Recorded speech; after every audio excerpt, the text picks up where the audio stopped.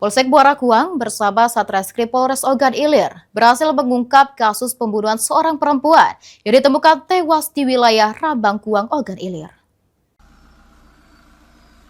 Tim gabungan Polsek Muara Kuang dan Satreskrim Polres Ogan Ilir mengamankan tersangka Sandio alias Dino, berusia 18 tahun, warga Muara Enim.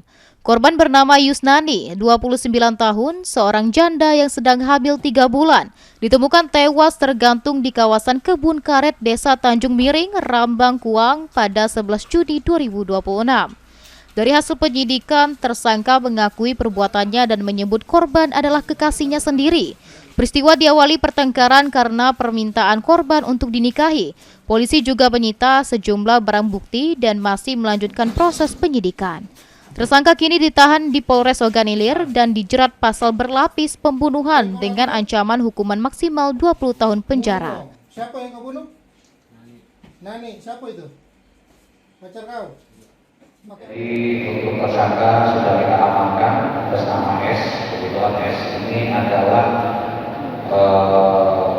warga sesuai KTP warga Dubai Kabupaten Muara Enim. Dia bekerja di PT GSP.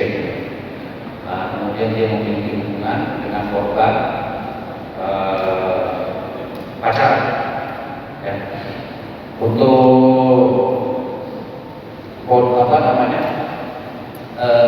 modusnya dia mengajak pertemuan si korban, kemudian dibawa ke lokasi, kemudian diberikan minuman yang sudah dicampur dengan racun rumput, sehingga pada saat itu korban mengalami keracunan, tidak sadarkan diri, kemudian meninggal. Untuk menghilangkan jejaknya, dia membuat skenario bahwasannya korban seolah-olah bunuh diri.